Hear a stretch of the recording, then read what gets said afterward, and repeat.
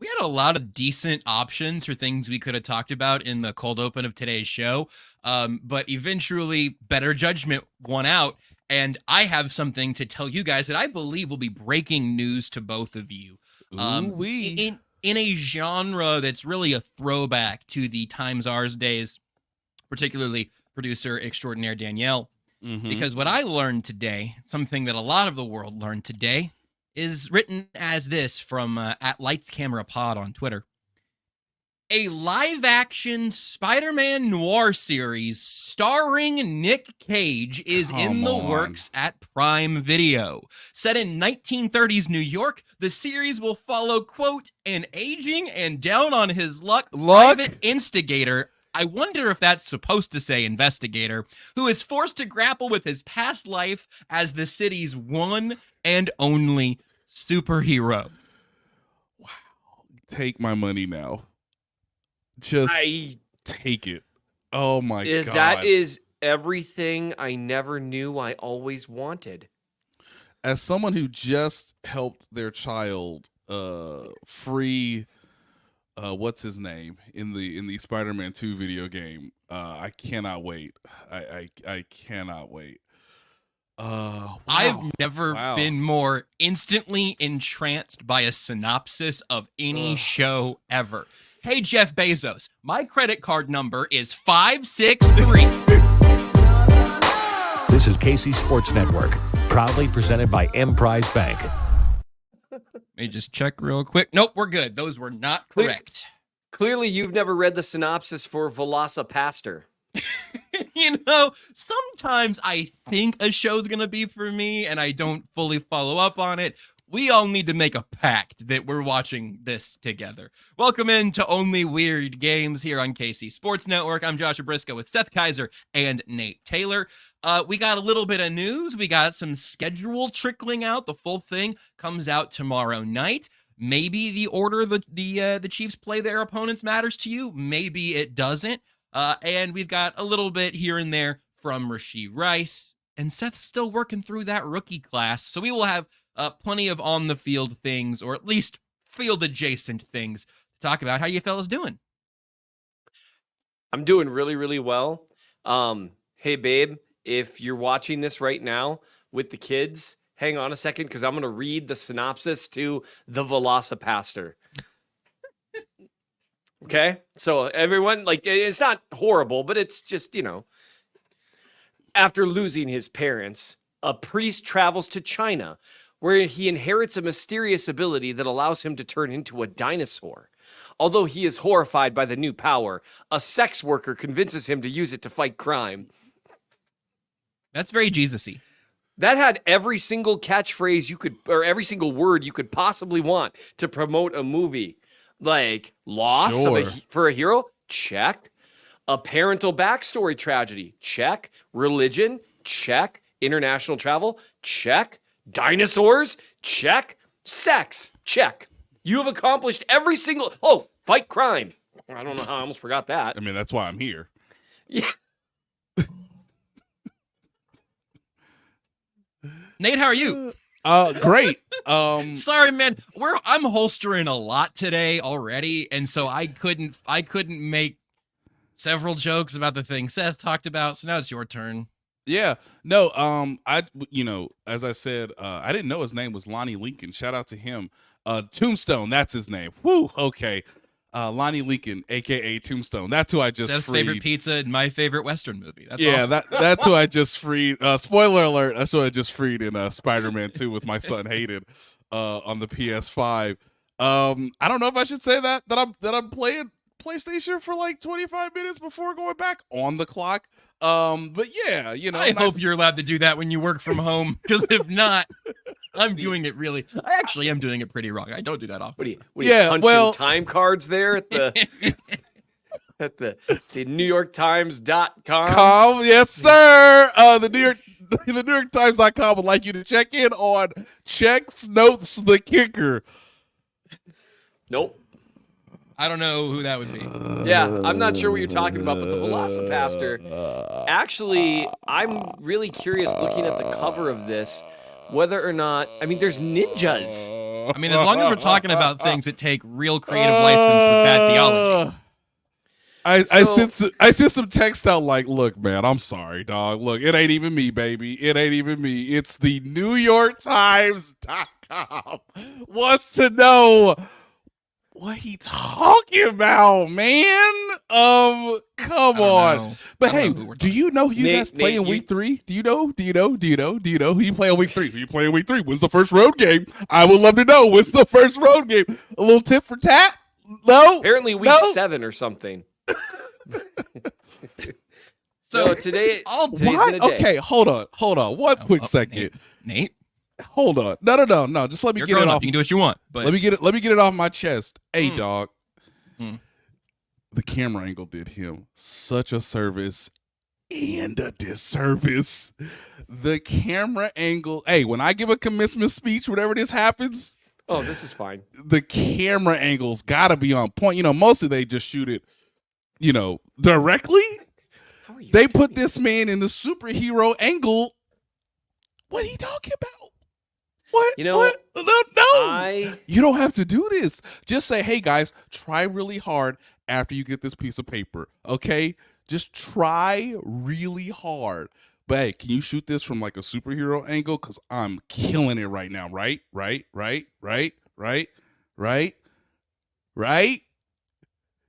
What do you think James Winchester's up to? I wonder how he's my assumption would be that he was probably waiting. That would have actually been a pretty cool way. Like, if you're going to do anything like that, it'd be really cool to end it with having someone fire a long snap to you from across the room. These are just ideas. Ideas. These are just ideas. And we know the Chiefs' first 2 weeks of the schedule, apparently the Chiefs have decided to say, abandon all hope, ye who enter here. Were there within the first 2 weeks? They have an opportunity to. Hey, hold on. Seth, were there women in the room when he was talking? Was it not just all dudes? He was talking to. Was it all dudes? Was it all dudes in the room? There couldn't have been a single woman in that room, right? I mean, there's an incredible, perfect comment from Ryan Wilson here on the video. The Chiefs glow up is great and all, but I do kind of miss the days where the only offseason controversy was how many times we could sign and release CJ Spiller. Which I believe the record was like 4. Was the GOAT of getting cut and re-signed and still being pretty good at football. Lord, I ask this in all sincerity. Please tell me there was a woman behind that camera who had to hear that. Just please, Lord. Please. Opinions vary on a lot of things, Nate. So weeks 1 and 2, I don't know. Let's talk about the tyranny of the NFL schedule. Oh, okay, cool. Basically, what ends up happening is that they sit there and say when you need to play, and you got to show up that day. Yep. And that moment and play that team. That doesn't seem right to me, Josh. No, I think the NFL's gone too far making sure the Chiefs have a quote-unquote diverse schedule, but they start back-to-back with the AFC North in 2 rivalry games, week 1, week 2. Yes. They kick off the NFL season, Thursday Night Football, which is actually on NBC, I think, but it's Thursday. Hey, guys, it's just like last year when the Chiefs won the Super Bowl last time. Right. NBC and Peacock. Hey, Josh, is the NFL being too nice giving the Chiefs back-to-back home games to start the 2024 season? Are the NFL being too nice to the back-to-back defending champions? Too nice? I think it's too nice to start the 2024 season home and home. Too nice. Well, I mean, you have to understand there's also a disadvantage here, though, because by week 15, the NFL has always figured out the Ravens' passing attack behind Lamar Jackson, and Joe Burrow's always hurt. So, I mean... Hey, so let's talk about something. There's another great comment from Steven. Steven, I appreciate you. It says, Brisco with the Piplup pillow, a fellow Pokemon fan. I got a Piplup back here. Listen, I wouldn't usually bring all these on camera, but literally anything else is an improvement. Look at all these. I gotta set them up. I've got little Piplup plushies. I've got. I'm just gonna throw as many human bombs as possible. You ever see a Prinlup plushie? So Harrison, with the new kickoff rules, No. Were there Nate, women in the room? Were there we are women week in one the and room? week 2ing, Nathaniel. So, I mean, Ravens week 1 is obviously, that's a great matchup. I was a little surprised, fellas, because I thought most likely they'd do kind of like last year Did you with like believe a the mid-level kickoff rules week were 1? less masculine before this new amendment? We appreciate you supporting KC Sports Network by listening to our podcast. You have helped. Tucker, I don't even know if that qualifies for our break or not, but either way, thank you. Thank you, Tucker. I was a little surprised by Chiefs-Ravens out of the gate. I was Sure. very surprised by Chiefs-Ravens straight to Chiefs-Bengals. Yes. I think you can go pros and cons on this. I don't think that there's any grand conspiracy of any sort. But I am interested what you guys thought as those first two came down. Also, right now, there's a report out that Chiefs-Niners will be in week 7. That's not been officially announced. And listen, you can do whatever you want with your time and attention. Right. And I have to keep up with that. I'd encourage you to wait till tomorrow. Practice some delayed gratification. Yeah. They'll probably announce another Chiefs game tomorrow morning, and then in the afternoon and in the evening, we'll get the whole thing. But Nate, what did you think? Opening up with the Ravens for the banner unveiling, and then a Sunday game in week 2 against the Bengals. It's honestly the right thing that the league did to do Chiefs-Ravens, to give the audience something that they most recently saw that will have stakes immediately when the season began. One of the few, I guess, negatives to last year's schedule release is starting with the Chiefs and the Lions. There weren't that many stakes involved with that game. It was just like, hey, we think the Lions will be good this year. Hey, it's AFC, NFC. Hey, they got to play this game at some point. So why not we do it now when the Lions could be good? We're not really sure. We're confident, but we got to see it all the way through. Whereas this year, there's real urgency to start the season, and I get the sense that both teams will be highly, anticipating this game. The fact that it's being played at Arrowhead after the AFC Championship game was played in Baltimore is a great storyline. Justin Tucker's going to have to figure out where to line up on the road. That's going to be confusing. Perfect. I was going to say Andy Reid versus disciple head coach John Harbaugh, Patrick Mahomes versus Lamar Jackson, Justin Tucker versus the Chiefs. That's your marquee on the front of the theater. This might not be the week for me to do kicker trash talk. No, not think about it. Not Seth, what did you Harrison think? Butker versus Justin Tucker. No, No, Justin Tucker no. versus Travis Kelce. Yes, Justin Tucker versus Chiefs. We don't even who That's kicked the field goal? future. That's future 7-time Super Bowl champion Harrison Butker to you guys. Actually, you know what? I'm going to say 8 times. Sure. And also an 8-term governor. Go ahead. That's too look, rich. if That's a little too tasty, and I want to send it back to the chef, Josh. That's a little that's too rich. You take a little of that caramel off the top. So here's the thing, because we're sticking with week 1 exclusively. Here's one thing. The Justin Tucker plot line always felt to me like one of the most contrived manufactured things.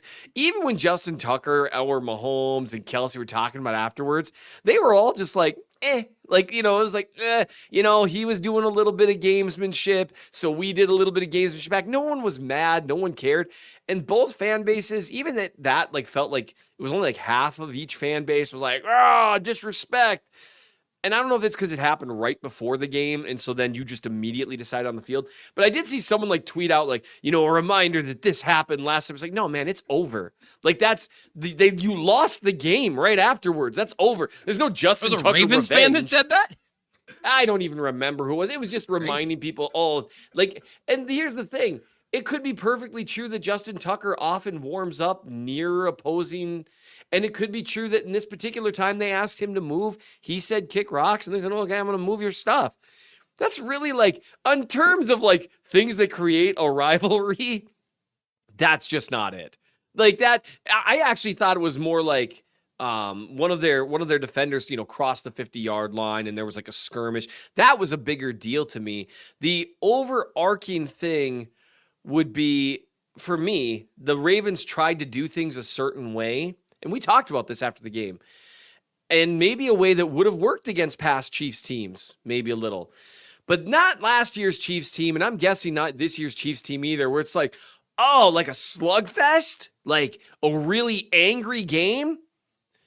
Yeah, we could do that. Like that. Yeah. Hey, Legarius, you want to punch someone while they're running a route? Like, and I mean, and this year it'll be, hey, Jalen or Trent or Joshua. There's a lot of guys that are willing to hit. So I just, that one never really did it for me. What I do appreciate about it is getting that rematch out there right away. And it also gives an opportunity for the Chiefs. It's really a can't lose situation to me, because the Chiefs, on one hand, if they win, I mean, they can lose. They can lose the game. Yeah, I was like, they Okay, could definitely that lose can in week happen. 1. The Chiefs are in a scenario, though, with everything that happened last year. The Chiefs could start 0-1, and people aren't going to care that much. And they could even start, we'll talk about the Bengals in a second, I know, but they could start 0-2, and people be like, yeah, it's less than ideal, but we'll see what happens when real football starts. On the flip side, if the Chiefs win, if you just get to go full-fledged, oh no, not this again, and like, the abandon all hope, ye who enter here. And so I'm here for it. Might as well get them out of the way earlier. I don't like that they're doing it back-to-back. I don't really view the Ravens as a rival of the Chiefs because... Interesting. Well, I mean... They were the one seed last year. They won they hosted the AFC Championship game last year. At bare minimum, they are an AFC playoff contender. Oh yeah, they're right? AFC. It's not a disrespect to the Ravens in terms they're a really good team. They've been a really good team for years. They beat the Chiefs during the regular season, I think last year or the year before. 2021. It was right before I almost died, yeah. Oh, 21. Oh my goodness. And I did the post-game killed. show. I almost threw up in the parking lot, and everyone wondered why I was so tried mad to at kill Clyde. Well, you heard it here first. John Harbaugh tried to kill Josh. Clyde Edwards-Helaire tried to kill me. Yeah, Clyde Edwards. And he has motive. And then, that's fair, actually. Everyone would be like, yeah, that makes sense. So I just don't view them as a rival in that same Kyle in the sense. comments says the Ravens are not a rival, they are a competition. And I think that's, you want to do that, that's fine. Because Chiefs Raiders is a rivalry, but not for playoff positioning right now. Chiefs Bengals is a rivalry with stakes. I think that's kind of how I differentiate for you there. That summed it up way faster than I could have. So yes, Thanks, but it's interesting. It's good football. I do think people are going to read too much into the AFC Championship in terms of like what to expect. The Ravens leaned heavily on their defensive coordinator last year. They're going to have a completely different. I assume their system is still somewhat derived from McDonald, but I mean, they ended up going essentially 2 replacements down. Also, I think it was like the equivalent of Spags and Dave Merritt leaving in the same offseason. Yeah, because he brought someone with him to Seattle to be his DC, if I recall. And so it's going to be some variant of that system, but I wouldn't know how much to put stock in it. And also, I don't know if you guys have heard this before, but Andy Reid in week 1 usually doesn't look like Andy Reid from the last game they played a year ago. Andy's going to be like, what's the line? Why are you talking about old stuff? Like, and so those are just kind of interesting aspects of it to me. But hey, it's always nice being the champs. Tucker makes the point the entire staff is different, which is probably, thank you, Tucker. Also, you can talk about a more efficient way of explaining all of that. They ended up uprooting defensively there. And again, we've got, let me check my notes here, months to game preview.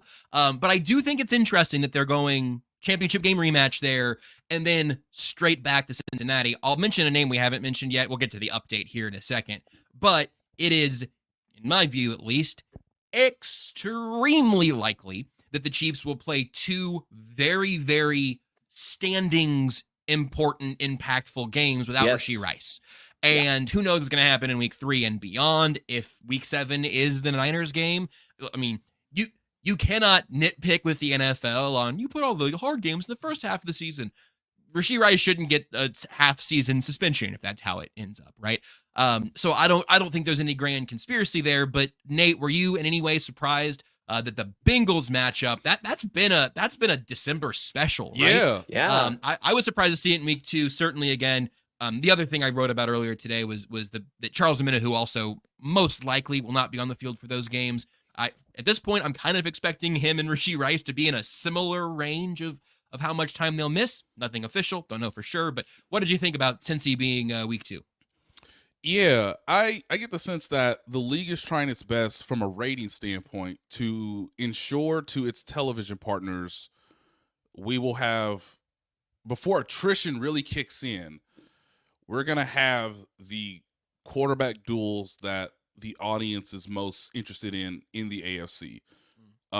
So you're going to have, we hope, Patrick Mahomes versus Lamar Jackson, both healthy, both ready to go in week 1.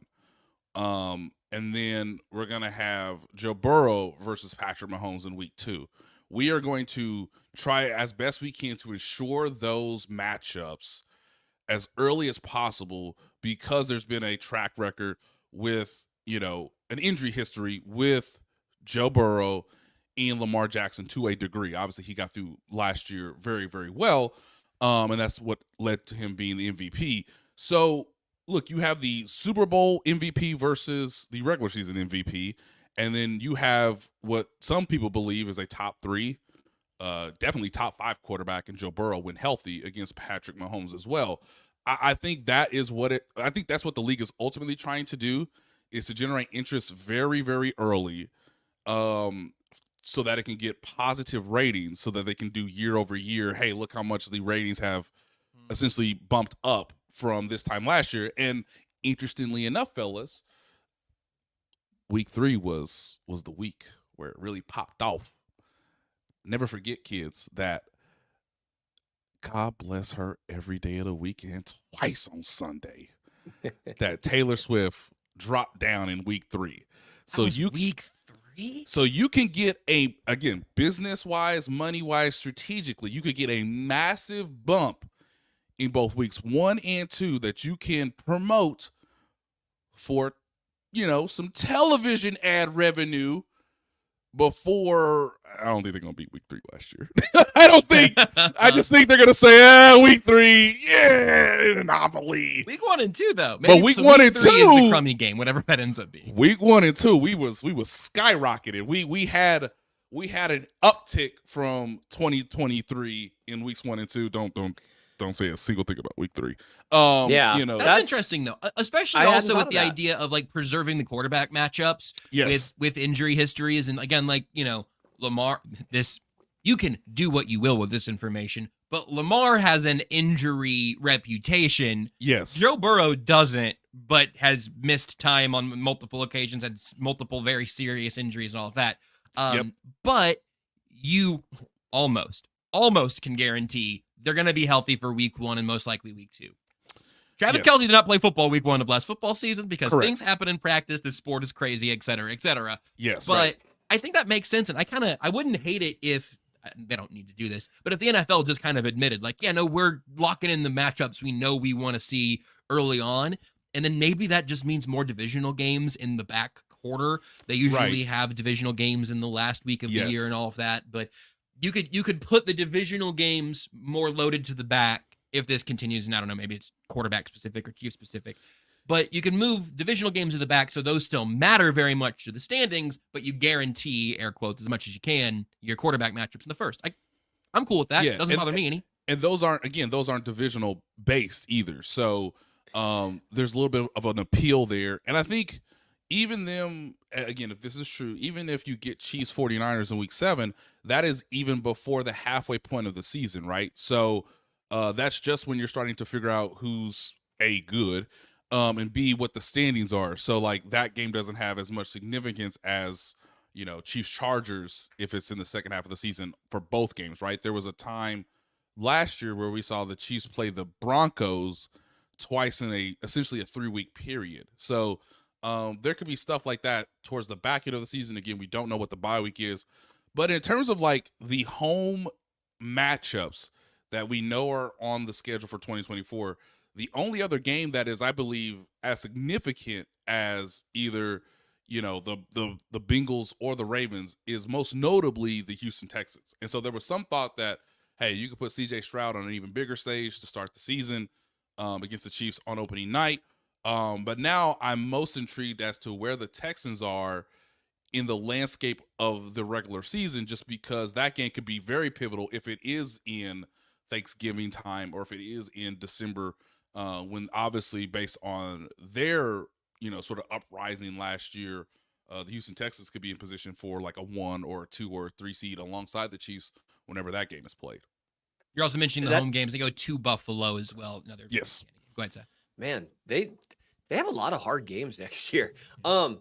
The interesting thing, and they have to think about this stuff with scheduling, and that's where it's kind of funny. Like people, we can break down the scheduling and maybe the whys behind it and that kind of stuff. Let me tell you, a lot of people get paid a lot of money to decide exactly what would maximize viewership. That's all this is all about. At the end of the day, it's like, you peel back the whole business side of things. Yep. It's all about maximizing viewership.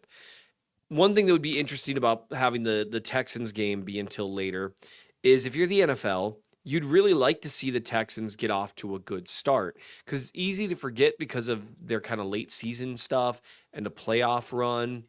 Well, for one, they got shellacked by the Ravens. I remember watching that game as it started to really fall apart. And that game was where you kind of saw, for the first, really one of the few times in last season, CJ Stroud look like a rookie in terms of he couldn't figure out their sim pressures. Like they were getting free rushers on him constantly. And you saw the difference from that week to the next week against Mahomes, where they managed to get a few free rushers against Mahomes, which is not easy to do. But you could see the difference. And it was kind of, honestly, it was like watching Mahomes in 2018. See some of the Patriots zone blitzes and stuff for the first time. They're crowding the line of scrimmage with 7 guys, maybe even 8 guys. Who's coming? Stroud couldn't pick through that.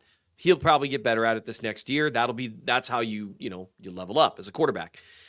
If I'm the NFL, I would say, well, they weren't great all season. I would like to see, it would be a lot more interesting to start off the Chiefs against a team that we already know is kind of considered, a rival or competition or whatever, versus a team that's more of an up-and-comer. Because if you have faith that the Texans are going to be an up-and-comer, maybe later in the year when both teams have won 10, 11, 12 games, suddenly now it's way more interesting than it would be in week 1. So I kind of like that idea. I also really like the idea of starting off against 2 perceived quarterback rivals of Mahomes. I say perceived because everyone acknowledges now, if they weren't last year, they are this year. And if they aren't right now, they never will. There's Mahomes, Gap, everyone else. Like even like Bills fans don't really fight us on this anymore. It's like, yeah, okay, I guess. So the refs did it. That's like the sign of defeat, right? That's the white flag. You start blaming the refs. You know what I thought, to your point, Seth? You know what I thought? I think it was last week when I was just going on like Pro Football Reference and I was just checking out some things maybe for later down the road, just so you know.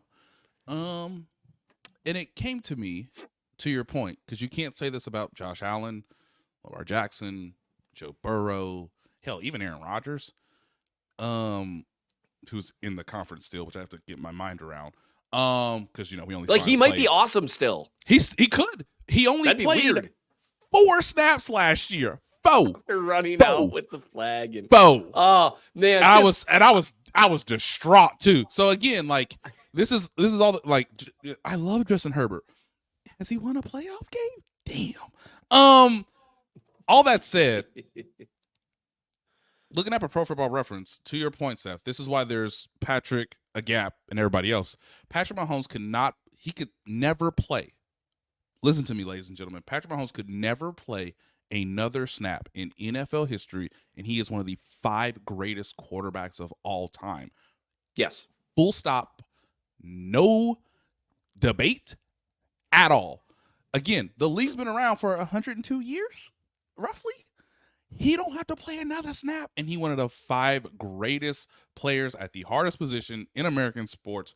Full stop. And again, and he's got an argument. He's got an argument for 2, because I mean, kind of yes, because it's like Montana. You might argue. I mean, it's just tough because you've got like Bradshaw has 4 Super Bowls, right? And his career was a little more up and down. Yes, yeah. But he was not the impetus for those Super Bowls. So he's fighting, like he's got to fight against Montana, Manning, Marino, some of these greatest of all time type guys. And really, the hardware speaks for itself. It's tough to compete with what he's done. Thank you, Lester. That's 104 years, excuse me. Yes, because the 100th year was 2019. Wow, time moves fast. That's a really interesting point. One more thing on week 1. I do like this. Zach Allen commented here. King Henry's about to run for 200 yards. Ravens win time of possession 35-25, but still lose by 11. That feels 100% on the table. And we're going to hear all season, the Chiefs' run defense might be their Achilles heel this year. Yeah. Because we heard that all last year. We heard all that in 2022. And then in the playoffs, when Spag's like, all right, guys, I guess we'll try to stop the run. Hey, Leo, come close to the line of scrimmage, buddy. Right there. Thanks, dude.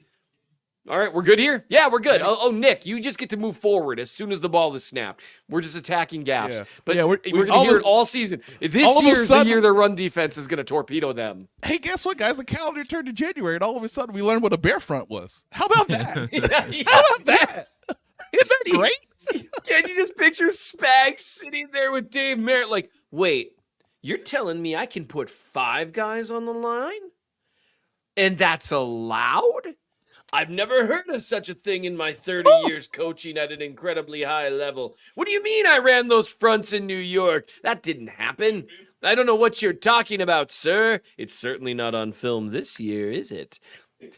I don't know why Spags talks like that in my imagination. I like it. It's a great bit, and I'm going to go ahead and bring it. You may have seen my mood change at some point in the last couple minutes. I was reading something. Nate, if you could just have that mic in your hand real quick. I just want to be able to have you mic'd up when I give you this questionable information. This is coming from a reporter who gets things wrong sometimes in Pittsburgh. Oh boy. And I don't know this guy well, but I know that sometimes his name shows up and it's not always for great reasons. So I'm gonna say that this is out there part so we can all experience. I can check a more reliable source that we know of, Josh. Yes, I know. I would, and that more reliable source has not said this. This is a schedule-based thing. Sure. But I just want to say this out loud now so the audience can watch you the same way they may have seen my spirit leave my body because let me get closer. Yes. Sir. Good sir. Yes. The tweet reads, hearing the Steelers are going to host the Chiefs on Christmas Day. Oh, please. Okay, guys, look, it was fun.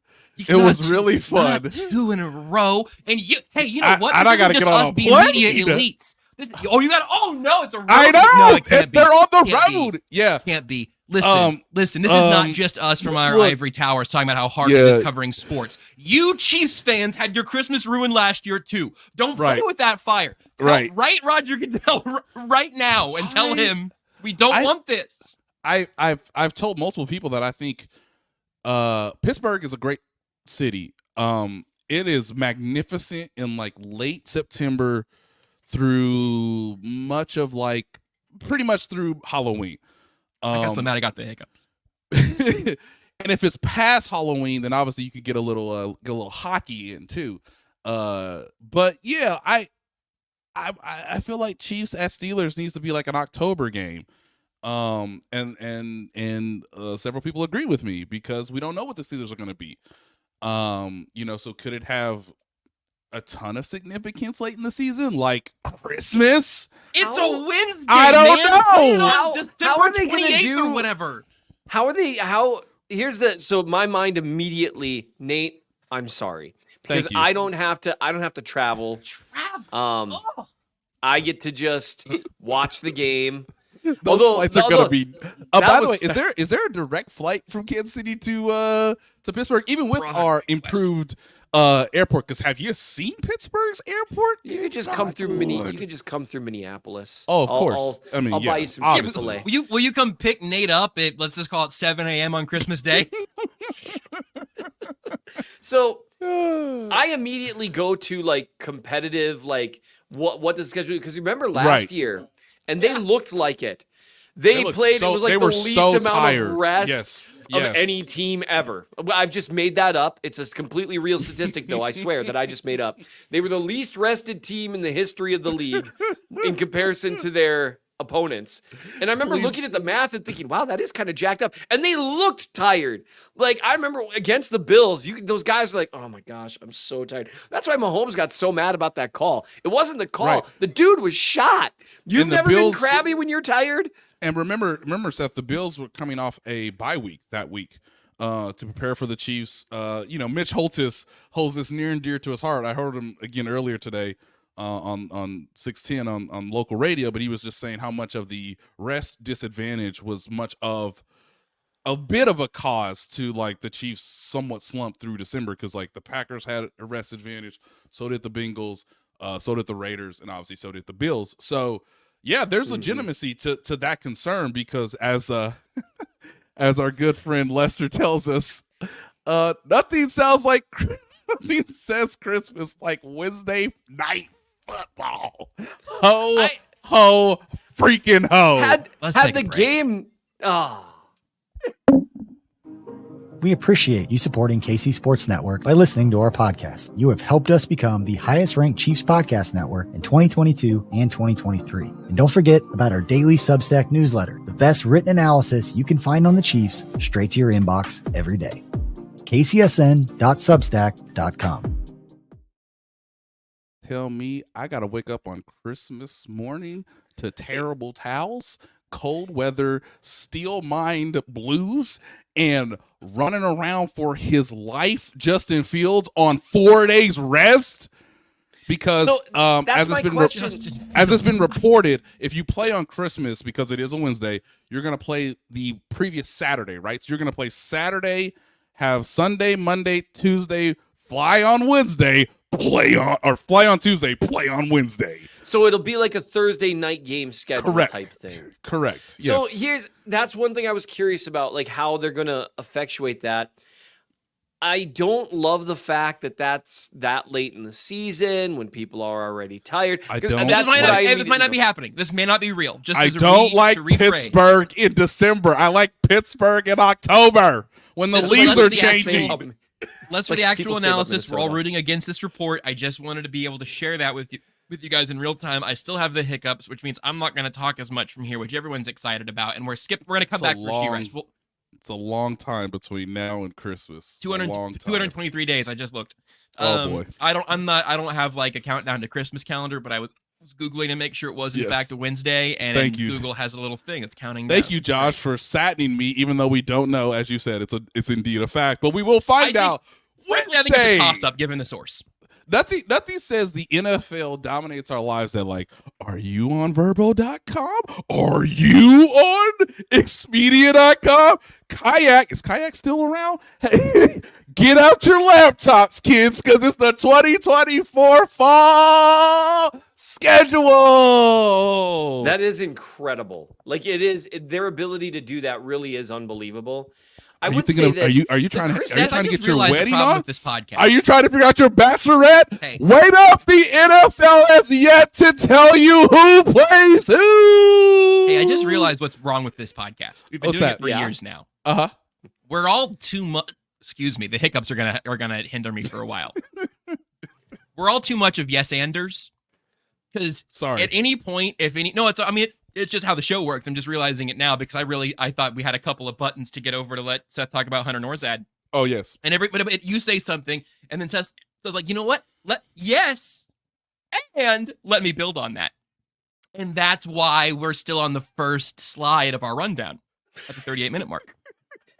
We haven't even talked really about Chiefs Bengals either. We'll get there. We did it generally, and I'd mentioned that Rashee Rice probably won't be there. We'll see. Yeah, Rashee Rice is not going to be. By the way, all right, here we go. Here, right, put it on the Rashee Rice thing for just a minute, no, Tucker. That's fine. Go ahead. Just a minute. Just put. There we go. I think he's getting suspended. That's the news. He's getting suspended. It will be this year. Stop it with the nonsense that it could be 2025. Stop it. It's on video. He will be suspended. You're not gonna see this man until probably October-ish, Lord willing, if he stops doing stupid stuff. Allegedly. Now, moving on. Thanks, Nate. Adam Schefter said on TV that he believes it'll be a multi-game suspension. Yeah, no shit. Which is exactly what he said on TV after the original car Yeah, crash no situation. shit. He's going to get suspended 4 to 6, maybe 8 games. Who knows? See you in October, my guy. The league is certainly looking into it, and certainly it sounds like the Chiefs are bracing for a multi-game suspension for Rashee Rice. This is something that Adam Schefter said on May 13th and also April 22nd. And so basically, I bet he says it on June 5th. You know well, it. and that's provided our dear friend Rashee doesn't make the news anymore. And to be fair, Allegedly. there's a lot of well, he didn't allegedly make the news. That dude made the news. Allegedly. But for actions that he allegedly committed, there's been a lot of conflicting reports about it. I said a lot of very harsh dad energy things at the last thing, so whatever. I'm not going to go back to that.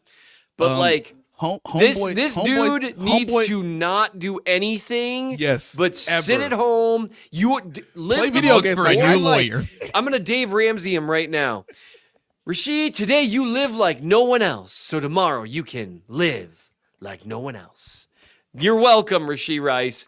That is what you need to do. Just relax, man. Stay home. And when someone calls you, hey, do you want to go out tonight? You know what the answer is? No.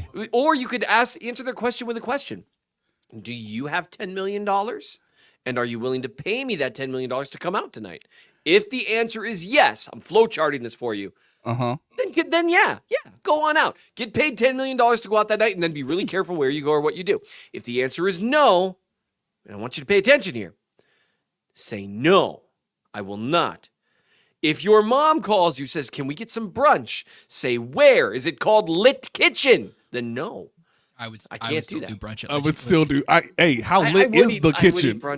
Yeah, how lit is it? Is it well lit? Is it lit, like the children say lit? That's right, we're saying the children instead of the kids. I also definitely think it's the second one, Seth. I don't think it's the burners are on kitchen or lounge. Ladies and gentlemen. No one goes to a nightclub because of how well lit it is. That's not like you could see each other incredibly well in there. It's Maybe actually we'd have the security footage by now if that was the case.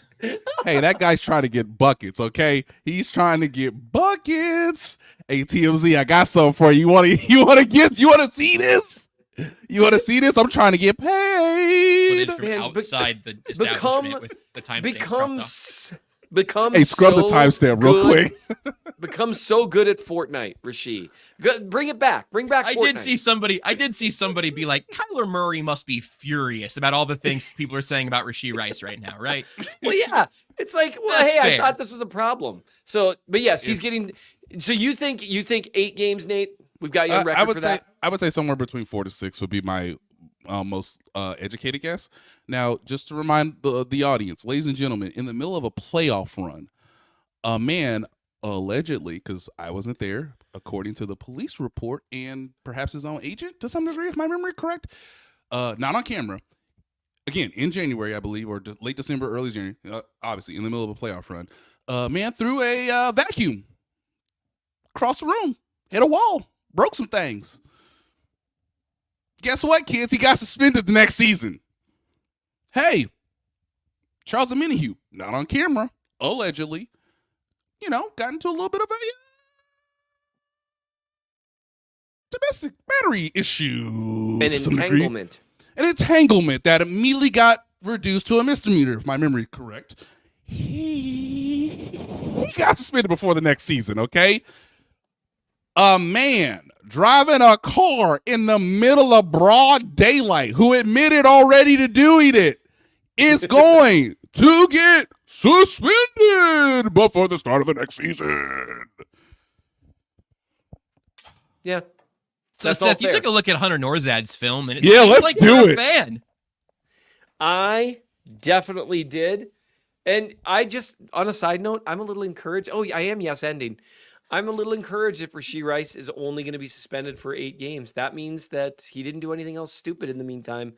And down the stretch, Brown, Worthy, who's been thrown into the fire earlier than he should because of, stupidity, and Rashee Rice, that's pretty good trio right there. It's pretty good.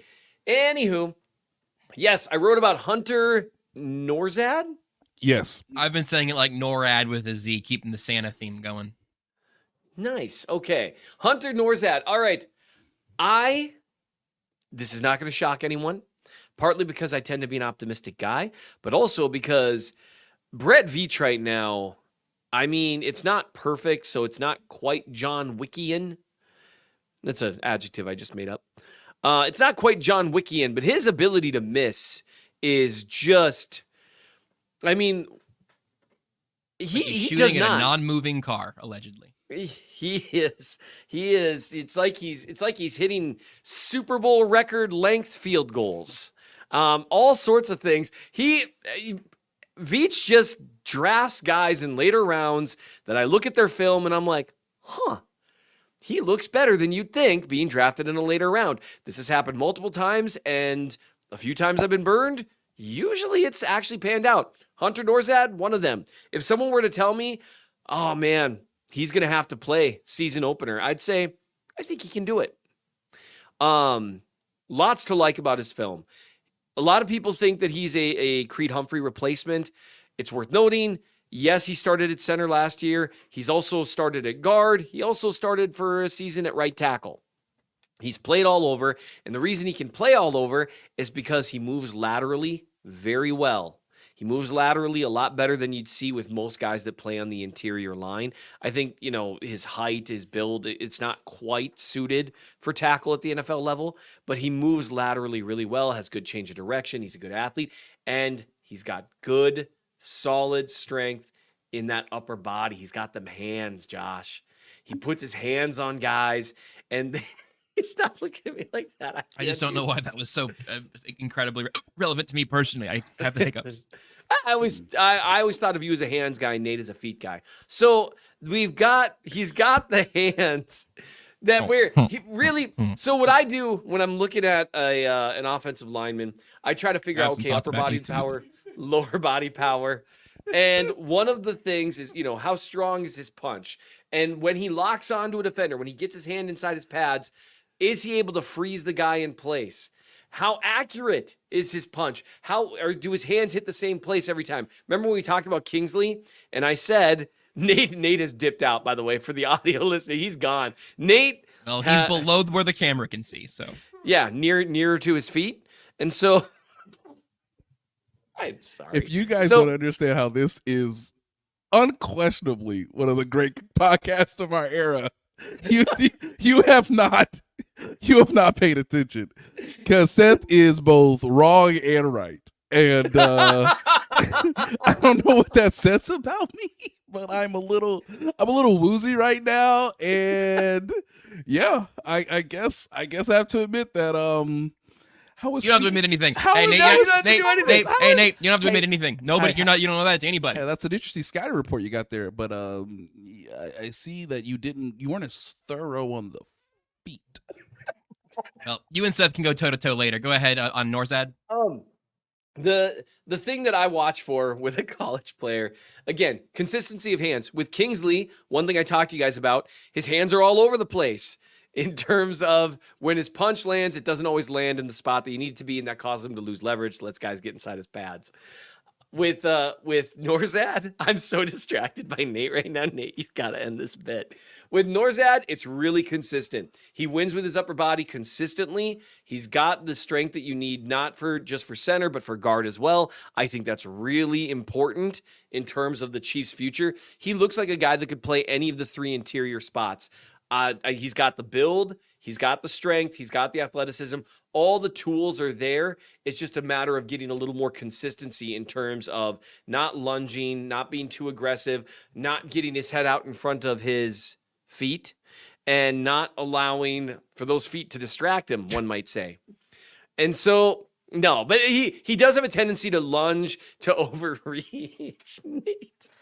He's got a bit of a tendency there to where he'll lose his bounce. The mental aspect of the game, I do think he needs a little coaching up on in that regard. Had some stunts get by him to where he didn't always see the need to pass off, some delayed blitzes, that sort of thing. But in terms of physically, everything you want in an interior offensive lineman.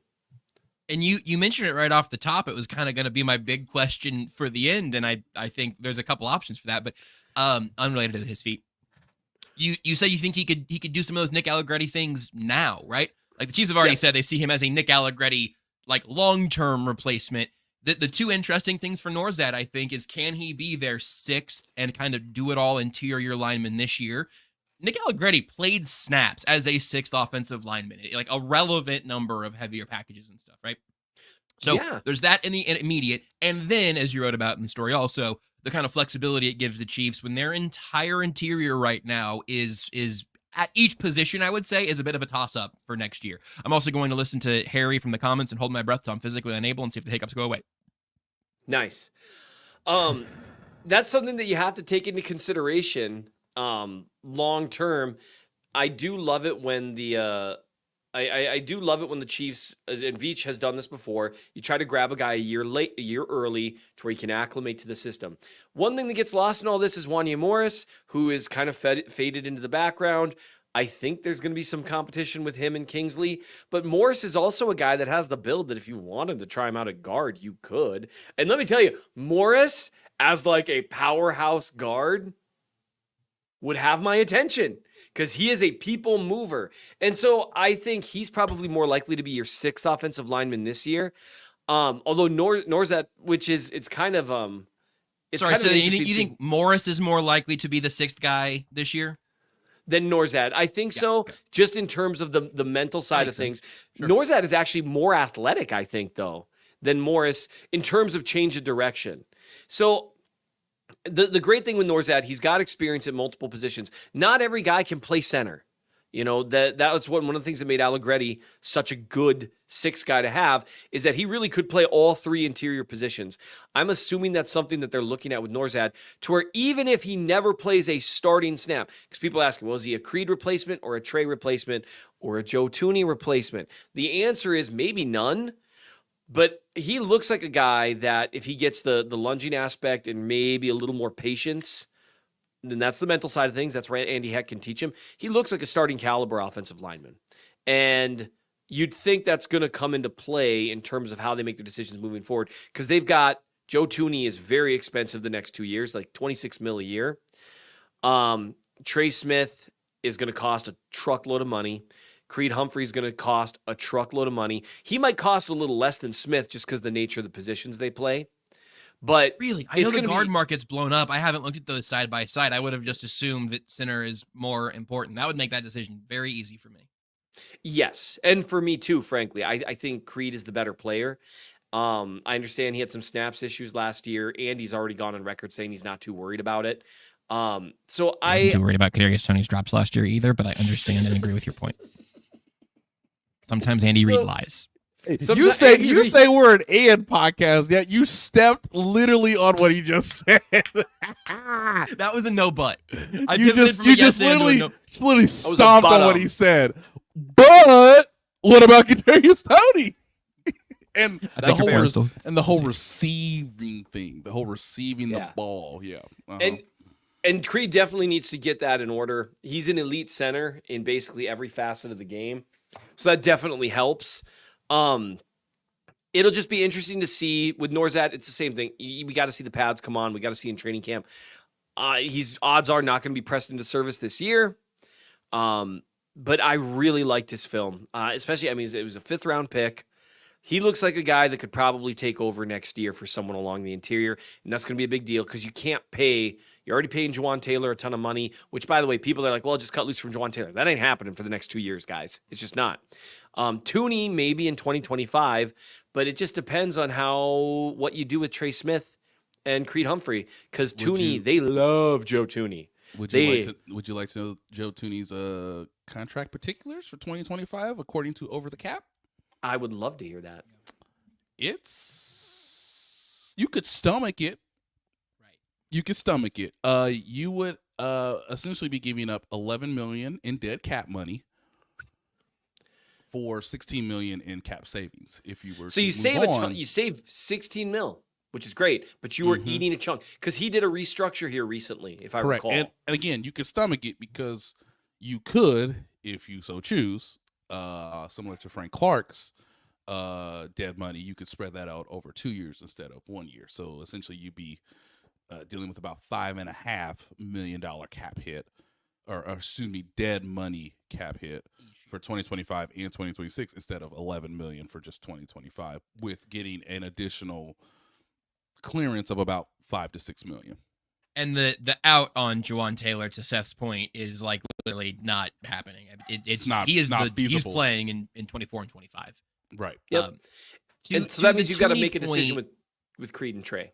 Well, so right. So with Tooney, my hunch there, Nate, just tell me if you think this is tracking for you as well. My hunch is that is a mechanism the Chiefs could use if Joe Tooney looks like a different player coming back from his pec injury, right? Or like if he either has another serious injury or doesn't look like himself next year, then that is probably a move you would need to make, much like Frank Clark by the end. He did not look like the player they signed. He had injury stuff that added to that.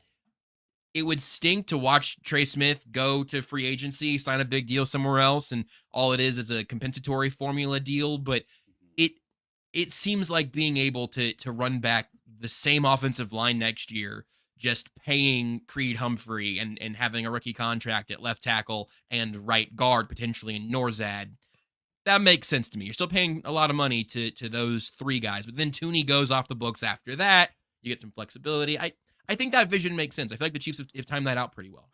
And the other part that you have to consider this too is this is why it was so difficult to move on from L'Jarius Sneed, but it was understandable. L'Jarius Sneed was a 4th round pick. So this was, and obviously he was older at the time when he was technically supposed to get to free agency this offseason, but because he was a 4th round pick, this was his best chance to get, generational money. And Trey Smith is going to be in a similar place because he was a 6th round pick. So that may be an issue too, where the hometown discount, as much as it's possible, from a business standpoint, it might not be the most logical thing for Trey Smith to do, especially after we saw that the guard market has now increased quite significantly based on this year's off season. So as of right now, as it stands, it would be easier to retain Creed Humphrey because as Seth said, he's the better player, and technically he plays a cheaper position than Trey Smith, and you drafted him in the 2nd round versus the 6th round. And unfortunately, sometimes that's how these complicated matters get resolved. But I just want people to be mindful of that hey, Trey Smith, because he's a 6th round pick, could be more incentivized to maximize his earning potential on the market, or quote the trade market, as i.e. L'Jarius Sneed, because of where he was taken in the draft, even though you've developed him and he's been obviously a starter from day one. And pretty much everyone does that with their 2nd contract. I mean, that's just how it's going to be. I'm assuming Creed will maximize it, Trey will maximize it. And Nick Bolton could get a bag from an NFC team. Yes, there are a number of various players that they could decide to pay. What team? And they would all be decisions. What team what team do you have in mind there, Mr. Brisco? Arizona Cardinals. Toronto Argonauts. Oh, come on. The Toronto Argonauts is funnier. St. Louis. Hey, you know what? Mizzou guy, St. Louis Battlehawk. I don't know why I do this to myself. That was I think with a lot of shrapnel from both of you guys doing things that are very clearly making me laugh, but we're not my doing. Yeah, no, it is several times in this show alone. I think they're gonna pay Nick Bolton like a certain amount of money per season, and I'll likely be okay with the money that is chosen unless it is above a certain amount. That's pretty neutral, right? That money will all be from either Clark Hunt or sort of in a roundabout way taxpayers. So I think I think I should get to vote. I see. They could just vote one time on a player contract. Can you imagine what that would do for? Hold on, we just stumbled onto, I think, the idea of this. Maybe this entire podcast existed. If this is KCSN's legacy, I'll speak for BJ. I think this is good enough. If sports moves across the board, you can go ahead and let the front office members still do most of the legwork, and you come to terms like, all right, should we sign this player to this deal? Yes or no? Or frankly, Do we offer this player this deal? You let your fan bases get in on it, but imagine what that does for sports media.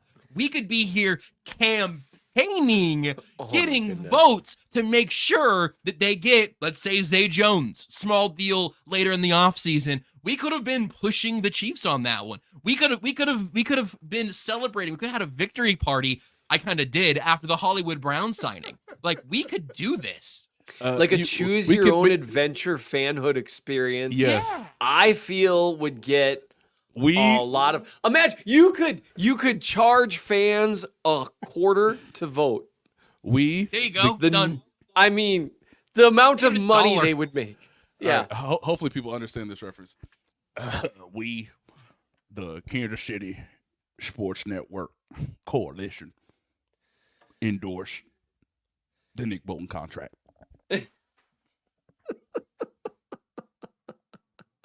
Please clap. Mercifully, oh God, we just hit the hour mark. We haven't gotten off-season lessons yet. Dang, You know, that's on me. I talked about Hunter Nourzad for too long. I'm sure that's the part that I just really wanted. Well, I talked about his upper body power. I didn't even talk about his lower body power. Don't you get me started. It's not as good, but he's still pretty good. I read the story. Don't you get me started now. Hey, don't get Nate worked up talking about. I think he said, power. "Do it, Nate." I couldn't tell. I think that's what it was. Here's what I will tell you to do. You can read Nate's work in The Athletic. You can check out Seth at the Chief of the North newsletter, mnchiefsfan.substack.com. I'm going to start promoting the website that I put words on now. Yeah. Because I might as well. The URL is confusing, but if you go to sichiefs.com, it'll redirect you there. We're going to be keeping up with all of the schedule stuff. Obviously, the lab will be discussing it as it happens, unless there's scheduling changes I don't know about. They'll have all of that pretty quickly right after the schedule comes out, I believe. So, Tucker, send us a private chat. Lab will be live. Thank you, Tucker. Boom! So you can hop over to the lab and follow along with the schedule stuff tomorrow night. We'll be back on Thursday. sichiefs.com will get you to the work that Jordan Foote and I do over there writing about this football team. So there's a lot of places you can read things. But there's only Weird Games. Thank God. Nate, get us out of here. I'm dreaming of a white Christmas, just like the one I used to know, with coal and steel and terrible towels in Pittsburgh and